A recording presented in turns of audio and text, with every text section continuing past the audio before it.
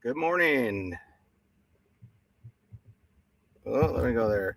Good morning. Welcome to our June 30th situational briefing for news and information you can use as we keep an eye on the current emergency management situation across the country. And as always, if you need a copy of what we are about to review, you can head over to hazardscape.com right now and grab your copy of the summary that we are using to maintain our operations. And we'll go to that one. That's probably a better microphone anyway.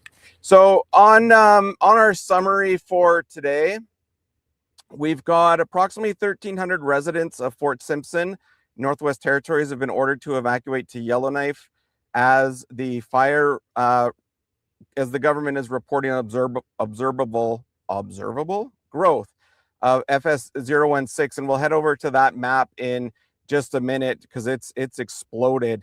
And firefighters continue to keep an eye on out of control blaze after it forced the evacuation of Lynn Lake and Marcel Column First Nations. And Opiponan Pewin Cree Nation, about 100 kilometers east of Marcel Column, is evacuating residents after declaring a state of emergency. So lots of evacuations going on. As we know, Indigenous communities are overrepresented in evacuations and their communities as well. Canada has 603 active wildfires today. Wildfires in northern Manitoba forced hundreds out of their homes over the weekend, including residents of Marcel Column First Nation, Opipon Pewin Cree Nation, and the town of Lynn Lake. Environment Canada has issued an air quality warning for Calgary as smoke from wildfires in northern Saskatchewan rolled over Alberta, and we'll check the smoke map later today. Prime Minister Mark Carney is meeting with Inuit leadership today, and the largest community in the Nunavik region of northern Quebec. And that's the first visit by the Prime Minister, by a sitting Prime Minister, to the village in almost 20 years. So they'll be excited there. And then Kashukuan First Nation evacuees were permitted to return home as of mid-May, but tap water remains unsafe to drink. And we actually got an update from Shirley in Goa Haven in Nunavut. Their water treatment is back online. They're just waiting for the boil water advisory to drop. So fantastic news for Goa Haven up in the Arctic. So if you want the full briefing, you can head over to hazardscape.com and get a copy of that right now. I'm just going to flip over to the Flood Hub quickly just to see how things are rounding out across Alberta after all of the rain that was received. It was just massive torrential downpours, over the last 8 days, last weekend, and then just this past weekend. We've still got river volumes that are still in the danger level, but they are starting to come down. If we take a look, a little bit more west, Hinton area, those levels are starting to come down. Spruce Grove area, what's that one looking like? Just at the danger level. Even the North Saskatchewan River going through Edmonton, which is a massive body of water, that's at the danger levels as well. So if you're in those areas, keep an eye on water levels. And then as things move to the east, it's looking like just after Canada Day, getting into Saskatchewan, we're going to see extreme water levels as the water flows out of the basins to other parts of the country. So still lots of high water around the country, even up in Yukon, some spots where water levels got a little bit higher, but not of significance. Let's check down Calgary way, Red Deer, Sylvan Lake. What is down there? So a few small creeks and areas. The Bow River, this one's probably the Bow Elbow. Yeah, not quite as high as the North Saskatchewan or at dangerous levels. So just keep an eye on that. If we go over and we do take a look at the special weather statements for the country, probably mostly air quality and heat. So quite a few alerts yesterday on our air quality sensor, which is out today. We were getting about 80 micrograms at 10 particles per million, and then about 70 at 2.5 particles per million. So pretty unhealthy air for most of the region. And yeah, this is all heat warnings we've got in this area here, 29 degrees Celsius. The darker it is at the air, no, that's all heat. Still 30 up in the north. And when you see our fire map, you'll kind of see where that's going. Air quality warnings. You should change the color of air quality and the high heat. But yeah, more air quality for kind of this part. So if you're working outdoors, just be cautious. Rainfall warning in Saskatchewan, part of Manitoba. Lots of power outages in southern Manitoba yesterday from those storms in the evening. But 50 to 120 mils of rain has fallen across much, and a further 15 to 50 will fall in the heaviest rainfall expected through the Robin to Dauphin areas. Then we've got heat warnings through Ontario, 29 to 31, and then even up in northern Quebec, still 29 to 33. And we'll go over those temperatures in detail as we move on. But I'm going to move over to the fire map because it has just exploded in the last 10 to 15 days, just quadrupled in this belt, going all the way. What do we got way up here? Who's up there? That's an out of control fire, June 27th. The last update is that Vantage Gwich'in? Oh no, Ivuvuk National Park, straight all the way across the country on this diagonal, which follows the drought line right through into Newfoundland. So June 30th start out of control fire there. So just a spectacular increase in fires in just the last 10 days. Absolutely incredible. And that is primarily a result of, a low pressure system that kept much of Alberta and Saskatchewan, especially the south west of Saskatchewan and BC, in a low pressure system, while the high pressure system just hung over the Northwest Territories and Manitoba, Ontario, northern parts for much of the week, and it just trapped all of that heat. And now that we're seeing things dissipate, we'll take a quick look at where those low pressure systems are hanging and those high pressure systems are hanging right now. We'll let that one load. But in terms of fire danger, just incredible, up, north of 60, that it is that dry and hot and primed for fire up there. It just goes to show you that with all of the the melting, stick on this one, all of the melting, just the exposure of the darker ground is just absorbing that solar radiation. El Nino, super El Nino, we'll take a look at that in just a minute, but you can still see that low pressure is now really centered around southern Saskatchewan, while that high pressure system is still hanging around the north into northern Ontario. So that belt is just really following where the massive starts have been in the last couple of weeks, while Alberta, Yukon, BC kind of sit a little bit more in a little bit of unpredictable weather. And then, the north part here, or the south of Alaska, northwest of BC, is in that high pressure. So that's kind of following. You can see how this map looks in conjunction with that. And if we take a look at the fine fuel moisture code, which is just a measure of how the very fine dead fuels on the forest floor are sitting. You can see, where we've gotten a lot of that precipitation, it is moderate or low, but up in the north of Canada, just where climate change is having the most significant impact, is absolutely incredible that it has created this kind of situation. Like, other than scientists and knowledge keepers, who would have thought that at this time the north would be this bad? Absolutely incredible. So as we progress here through our briefing, I just want to make sure I give a shout out to our sponsors. First of all About Abatement.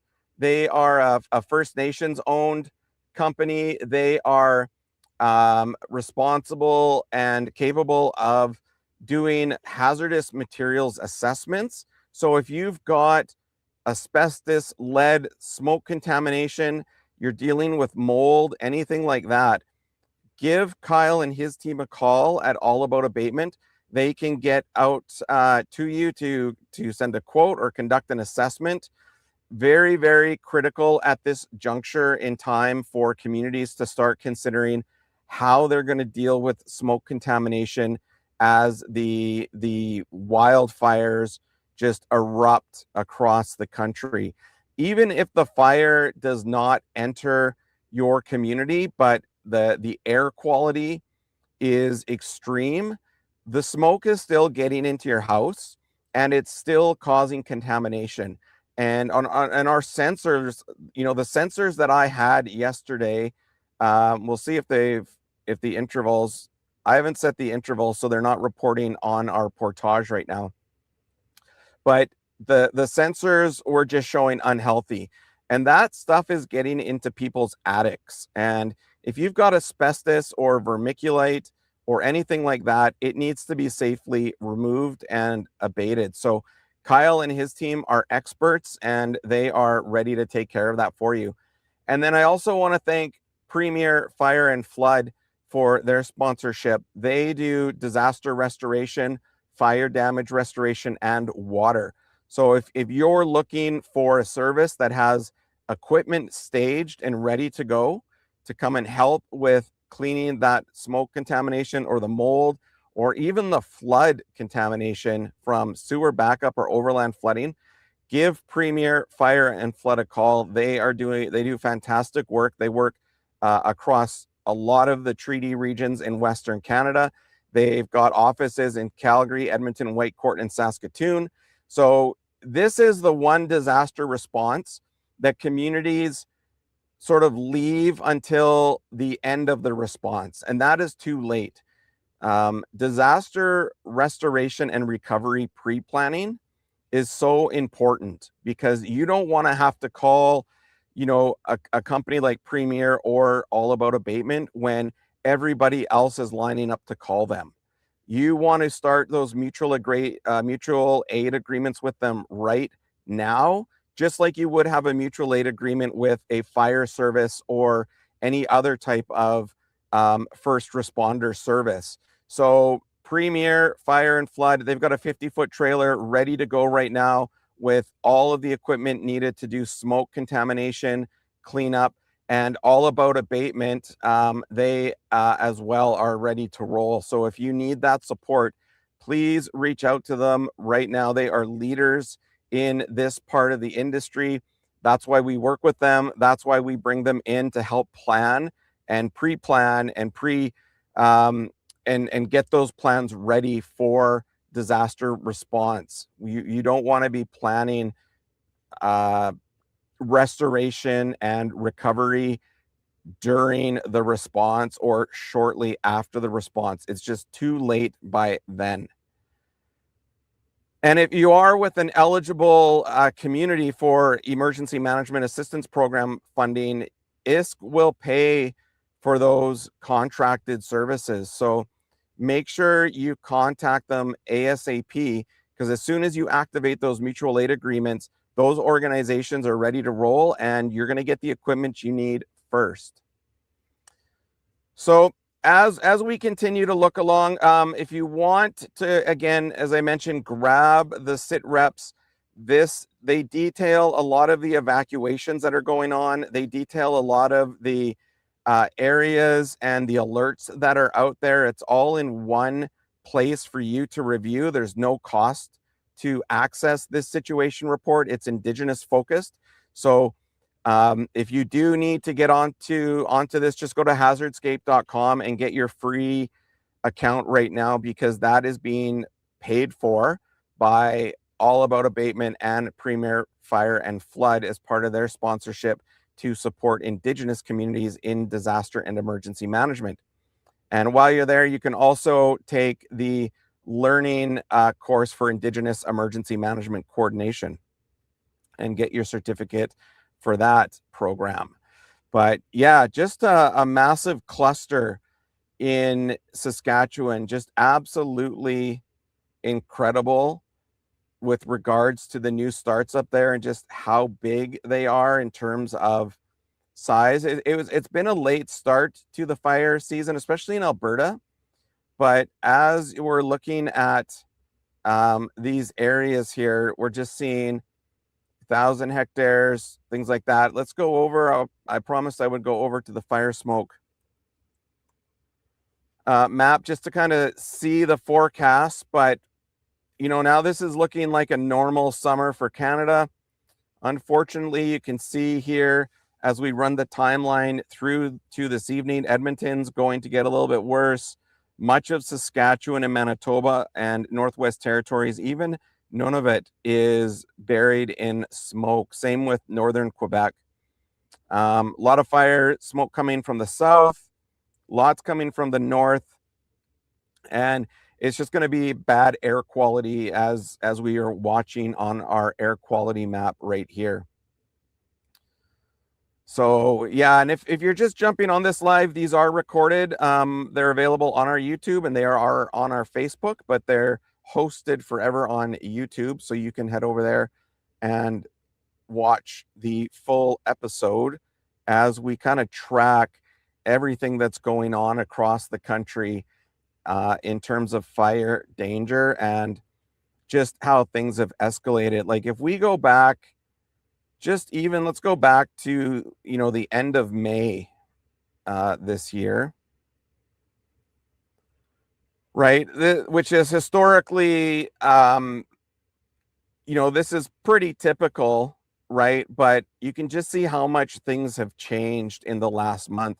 Even if we go to, where we were about June 15th, right? Alberta, Saskatchewan, BC, fully enveloped. The north was already well on its way. And then today, just with all that rain and that low pressure system that hung around for that week, just an incredible shift. If we look at last year at this time, where were we just before Canada Day on 2025? Fairly, somewhat similar pattern. Still the north, very, very extreme, much of Western Canada.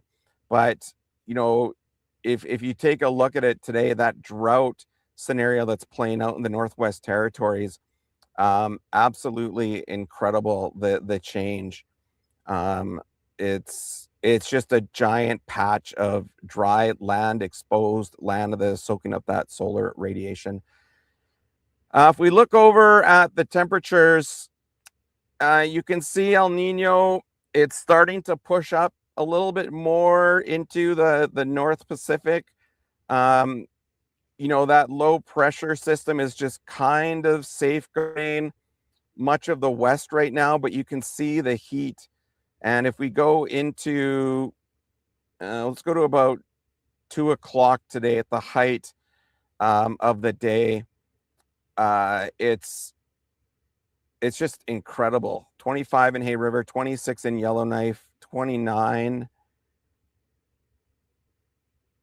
We're going to get into Fort McMurray, 26, Fort Smith, 29, Garden River, Fox Lake, John Doe Prairie, all in the 30s. And then it kind of has that nice cooling pattern, but then we get into Ontario, Toronto 27, it's going to be sweltering there. If we look at tomorrow afternoon, that heat is going to persist through Wednesday, through Thursday, and it's forecasted even through Friday into Saturday. It is not going to relinquish. And then maybe by Sunday, the Northwest Territories gets a little bit of reprieve. Maybe, but Saskatchewan, Manitoba, Ontario, back to extreme heat. And you can look at El Nino, just how much it's pushed up again into the Pacific.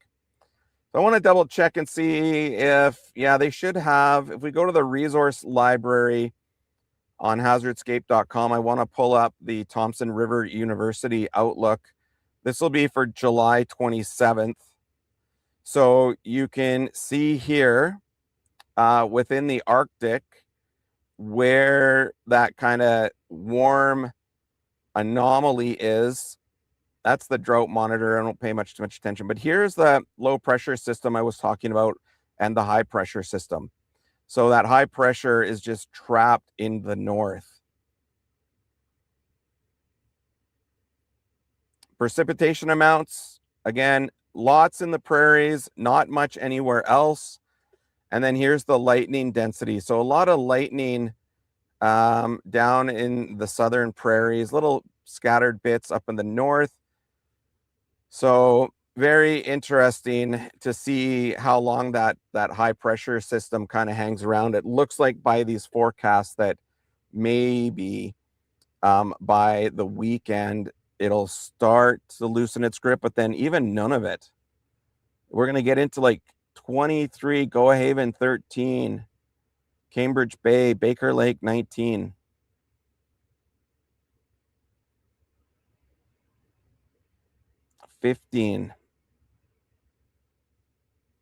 Very, very warm. Kashkuin 22. So hot week in store for the majority of the country. Maybe not so bad in BC. Kind of in the central area where they do get a lot of fires. Let's see what it looks like. Yeah, not too bad. It's kind of amazing, BC and Alberta right now. But BC is normally their fires really uptake usually a little bit later than the rest of Canada. So we'll see if that holds. But yeah, BC, Alberta, again, this year, slow start.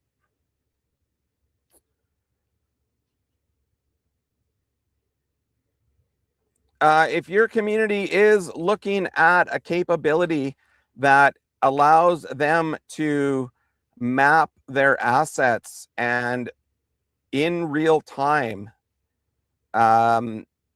link in with other communities, Portage is now up and running. So what Portage is this is a community map. You can go in here and you can add community assets. You can bring those assets up on your map, including your equipment. Equipment is anything that you need to track through GPS to monitor where it is. And the secret to Portage is if you want to link this map into other communities, you just have to send them an invite and they will now see what you see on their phone and on their computer. So if you're looking for a capability where you've got to set up an evacuation center or evacuation shelter, we'll drop one here just as an example. That's a new facility. Sure, maybe in the past you had it on GIS or it was planned, but if it's not available and you need to change quickly and move it, you can do that and you can share that live with your mutual aid partners. And that includes anything in terms of community assets or new equipment. And all equipment is typically it has a GPS wireless tracker with it.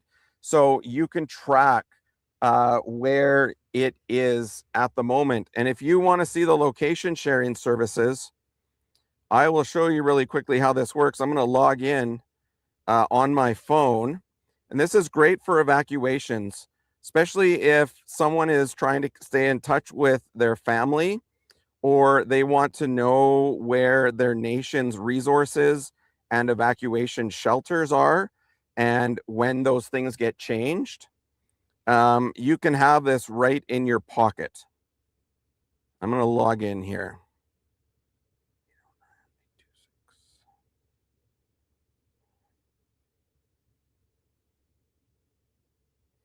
So you're going to see pretty soon, I'm going to turn on my location sharing on my phone. And you just see me pop up right there. That's a live location sharing of my phone. When I turned off this asset tracker, the truck was here. But if I turned it back on and moved the truck, it would follow in real time. And if you were using dozers or any type of heavy equipment, you could create a site where they need to work. You create the equipment, and then that GPS, you can then create a report. Find one where I've got data for it. Anyway, click open that one, and you get an Excel sheet of all the location data right there. Probably won't come on because I've got my screen sharing. But anyway, it prints up a report that you can see where the equipment was, where the asset was, how long it was in that geofence for, and it allows you to track that for your cost sharing back to DFAA or EMAP. But the real secret here is the ability for communities to link this map together in real time, so you can all have a common operating picture. That is Portage. It's a brand new system. It's Canadian hosted. It's meant for small, remote, or Indigenous communities. It's user friendly. And if you've got a need to see your emergency management evacuation operations in real time and share that map real time with your mutual aid partners, Portage lets you link together and you have a common view. So if you were logged into HazardScape right now and I shared my map, you would see every single thing that I am doing here real time on your phone or on your desktop as it happens. So if you've got firefighters coming in from out of the community, you can see where they need to go. You can set up a staging area. You can see when they get there. You can see how many are there. You can see where all of the evacuation shelters are in a community. You can scroll out. I was doing field testing yesterday. This was actually off grid. I was using a mesh node system off grid to lay these waypoints. And I had the monitor up in my truck capturing that. I was outside on my phone. And as I was putting these waypoints down on my phone, on my account, my secondary account was being recorded, and you could see those waypoints establish. So this is a real-time operating picture, nothing else like it in Canada, especially hosted and with a focus on data sovereignty, your community's data sovereignty. So if you're looking for a demo of that or a bit more information, please reach out to me. You can head over right now to hazardscape.com, send me an email, send me a comment, whatever you like, and I'll get you hooked up.